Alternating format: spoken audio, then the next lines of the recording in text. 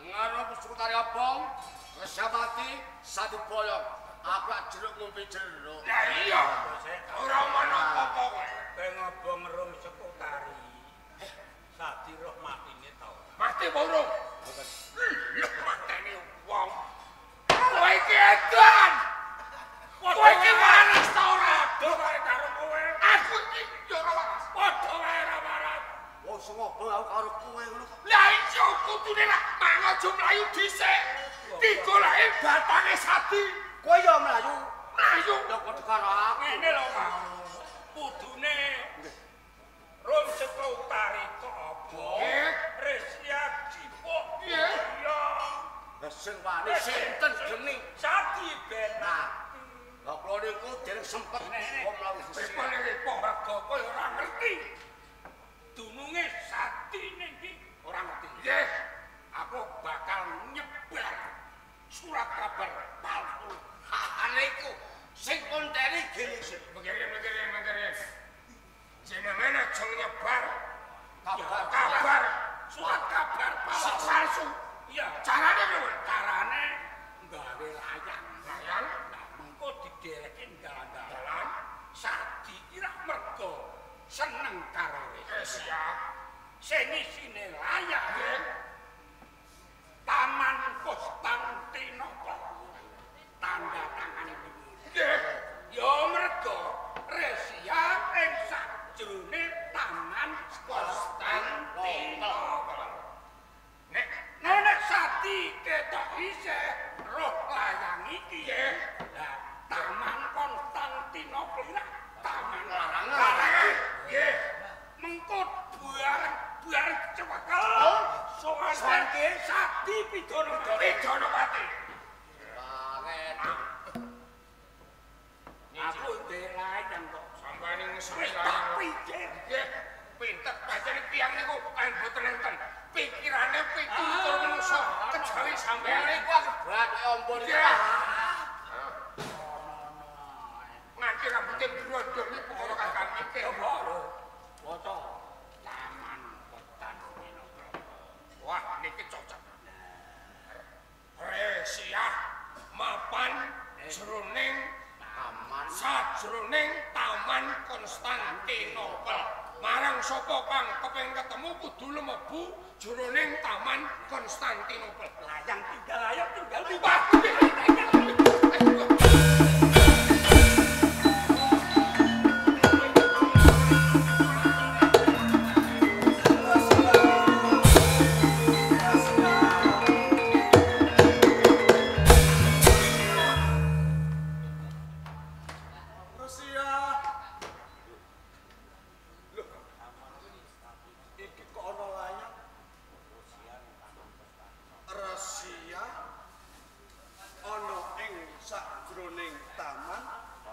Konstantinopel, Rusia.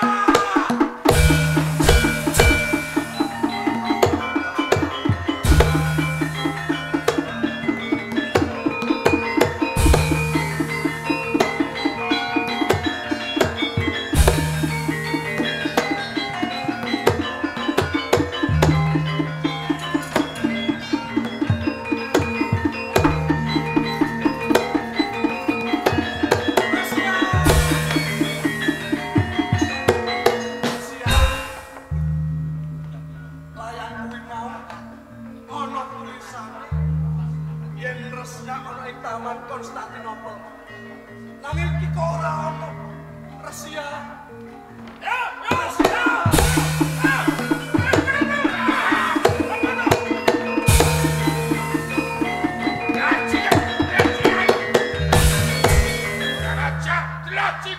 Bener nek kowe wong desik. Kali kok sapa amer kowe. Oh, dari lah. Kurang ajar. Kapten Laskar. Piye? Kowe ngerti ora? Kowe ngerti ora? Iki Taman Konstantinopel kuwi taman larangan.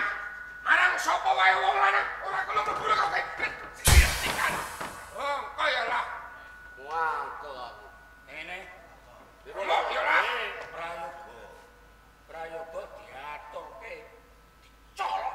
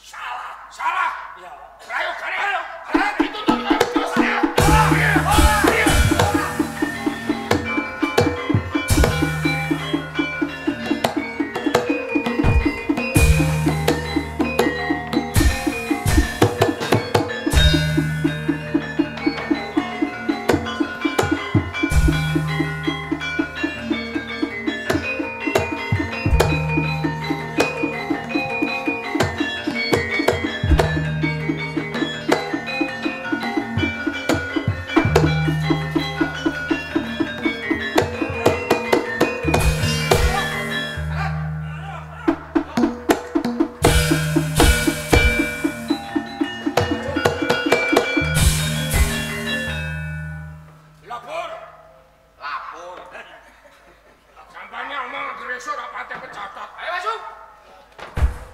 Sampeyan Paman Kapten Lasaro. Monggo pinarak. Sang Jeksa. Yusuf. Repotane. Repotan. Apa dadi manten? Iya, ngapurno iki Sati. Ngeroy wong gelem, Mak. Iki jane ngono perkara apa? Ora ana perkara ra unggahno ana ing pendopo. Nanging kok unggahno ana ing kajiksaan. Sob. Kowe iki Jeksa Agung. Biyen kepati-pati lah membelani karo bocah mengkene iki. Sati iki. Saiki Sati katon bilange. Kejaba kuwi, Sob. Nek tak unggahke nang pendopo, tak adepno karo raja, tan urung ora kampo. Ora kanggo. Mergo jeksane, Po. Pancen Turki jeksanipun Pangeran Yusuf. Sakniki lepatipun Sadi menapa kok ngantos panjenengan bondo sampeyan piloro kanthi sowan wonten ing kajiksaan. Taman Konstantinopel. Ora kawan Gresik ya ngono ku. Konstantinopel kok Konstantinopel. Beda. Angger bareng esuk ngono. Nggih. Lakone ngene terus sing pegelen ya wong iki. Nempak ya lah. Tak takonke Sob. Nggih. Apa isih dadi taman larangan? Tasih. Pancen Taman Konstantinopel, taman gawat, maliwat-liwat, taman larangan. Kena mlebet nak Kang Mas Sultan Abdul Aziz. Sanesipun sinten mlebet kedah nampi pidana. Ini genah nih. Mula nganti Sadi tak sowanke mergo Sadi mlebu ing Taman Konstantinopel. Taman Konstantinopel.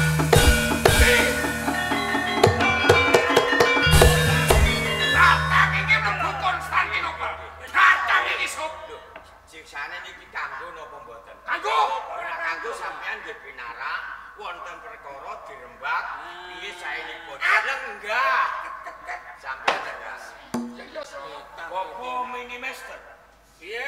Nak sampeyan sekatrine dakwa Sadi mlebet ana ing Taman Konstantinopel kanthi bukti napa? Lho, iki mlebu taman. Buktine. Lah bukti mlebu taman. Mlebu taman kok Sob. Sadi, nggih kula wani-wanimu kowe mlebu taman. Mongko Taman Konstantinopel kuwi taman larangan. Nanging dene kowe kok mlebu taman ana ing Taman Konstantinopel. Nuwun sewu. Ngantos kula mlebet wonten ing Taman Konstantinopel amargi layang sakmenika. Layang barang. Naos lho. Rusia dumunung ana ing Taman Konstantinopel.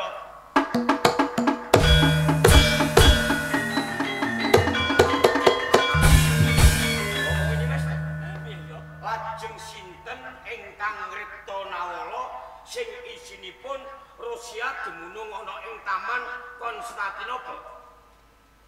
Sing rasa. Boten antun asmanipun. Gawean apa piye? Gawean ta apa? Mau mboten raha. Bapak-bapake kok jare kowe sing do gawe. Ora dibodoni Sob. Dibodoni.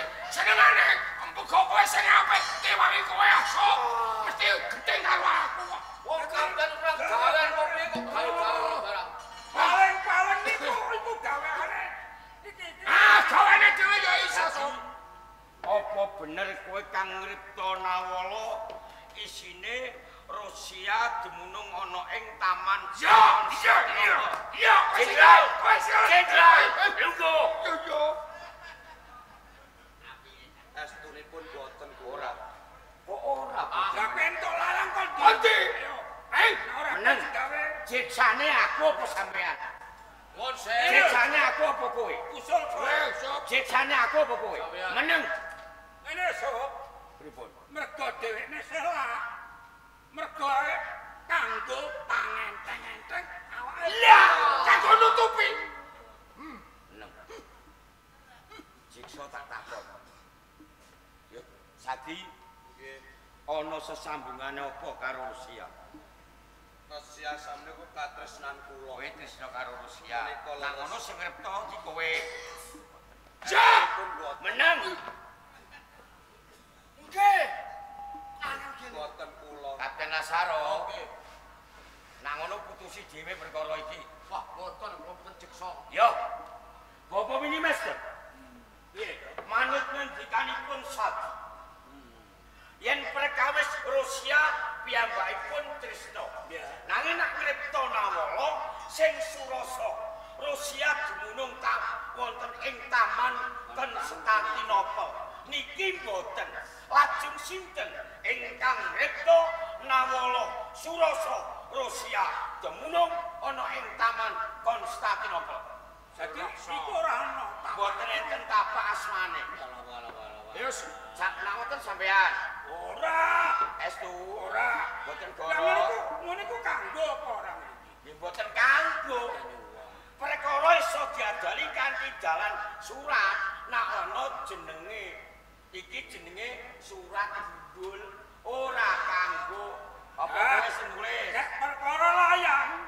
Perkara layang ora kanggo ora apa-apa. Nang iso mlebu hukuman.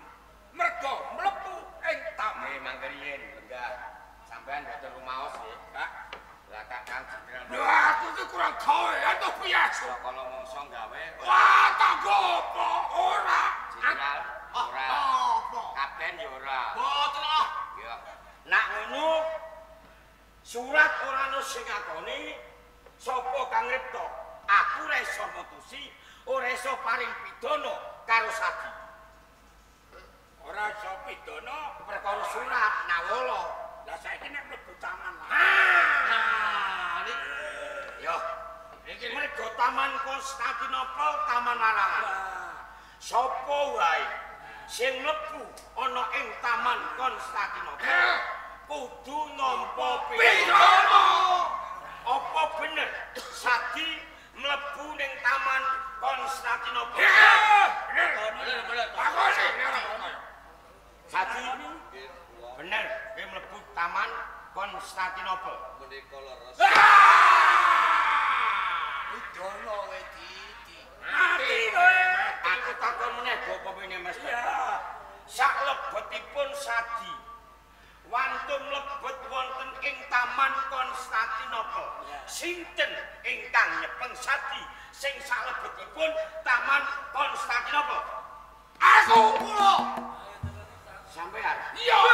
Sampean nderek. Wong telu tak gropyok nyel. Apik. Apa ta sob? Kandiane. Jawab. Enten nggih Bapak Minimaster. Pranatan sing sampun lumampah wonten ing kerajaan Turki sinten kemawon boten mawas. Boten mawas nggih. Sinten kemawon ingkang lumebet kudu nampa pidana. Ya. Merga Taman Konstantinopel, Taman Larangan. Bener. Sadi bakal tak pidana. Pidana. Jadi. Nanging Pidana kok aku nanging. engko sing nampa pidana ora Sadi dhewe. Lho lajeng sinten? Rungokno ya. Sing Sadi ya tak pidana, Bapak Minimaster Jenderal Mukamat Kapten Lasaro ya tak pidana.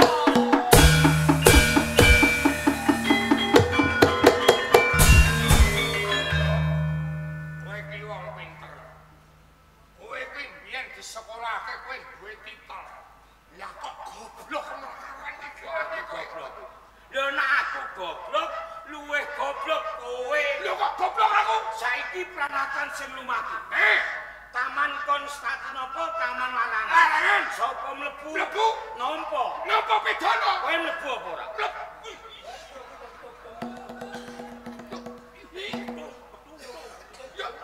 Ya Ya iya sok mlebu sok nyekel. Kapten, kowe ya melu nyekel. Wong dene penjaga Taman Konstantinopel kono mlebu. Dia cekel. Ngene lho kowe melu mlebu. Melu. Saiki pranatane ora perkara jaga. Sapa sing mlebu nampa pidana. Sadi nampa pidana, mergo kowe melok mlebu, kowe ya tak patrapi pidana. Saiki ngene sop. Pripun? Kaya anakno Hansip nyekel maling di rumah. Apa ngono iku ya mal Hansip ya entuk pidana. Ora. Iki maling sing nyekel Hansip. Sadurunge ora ana pranatan sapa sing mlebu omah nampa pidana. Beda karo iki, sapa sing mlebu Taman Konstantinopel kudu nampa pidana. Ora ketang iku nyekel, ora ketang iku goblok, wong iku mlebu Taman Konstantinopel ya kudu nampa pidana. Oh, sampean niku nggih ngoten. Nek sampean bantai nganggo Hansip, omahe ngarepe ditulis sik. Sapa sing mlebu omah kena pidana sampean niku nggih ngoten. Oh, Ngeten. Jeksa Agung mutusi perkara. piye sop? Sadi tak hukum 5 tahun. Bener. Rasa niku.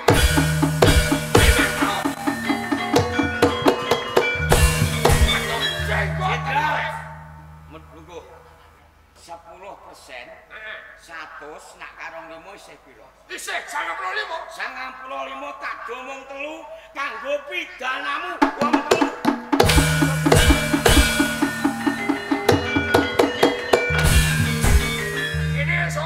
Sesuk aku tak gawe pengadilan dhewe. Wis ora gathok sop ya ora gathok. Lho, ora gathok piye? Sing salah mbok pidana 5 taun. 95 mbok dumung 3 ora bosok aku dhisik. Bapak minimaster tak kei mau 5 tahun. Ora iso. 5 tahun. Jujur. Sampean tak kei sithik 20 tahun. 20 tahun. Wah, kowe 70 tahun. Sampe bongkok. Saiki piye? Nak sadi nampa pidana kowe wong 3 kabeh uga tak patrapi pisono. Ora langsung ora Batal. Sadi bola bali mung kowe perkarane. Pradata tak kentukke, tak cabarke pidanane.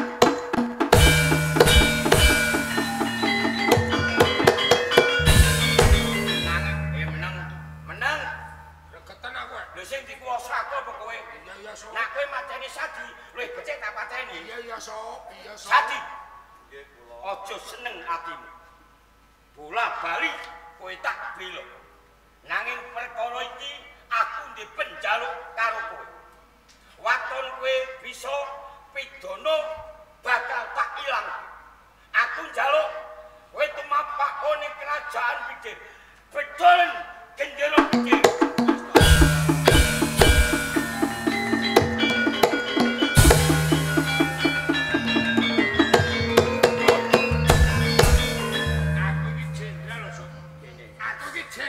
Pasukan. Aku iki katribasku ku pirang-pirang perintah kok ora aku, Sob. Perintah kudune lak aku apa Kapten Nasar? Lho perintah kok Ngene satu. sik, ngene Bapak. 7:30 mang wis gambyong. Ana ketoprak kok 7:30 gambyong. Lah sapa yan? Ora 7:30 gambyong. Sing salah iki rak yo Iki kowe. wis jam 2. Njaluk pamit Bapak sing kagungan kersa. Iya. Lagi iki ketoprak 7:30 gambyong iku umum. Ora apa-apa, Sob. Yen ditangkap nek. Ditangkap nek. Nggih, nuwun sewu. Sik. Lawa kok mangan jambe sepakane dibuahi.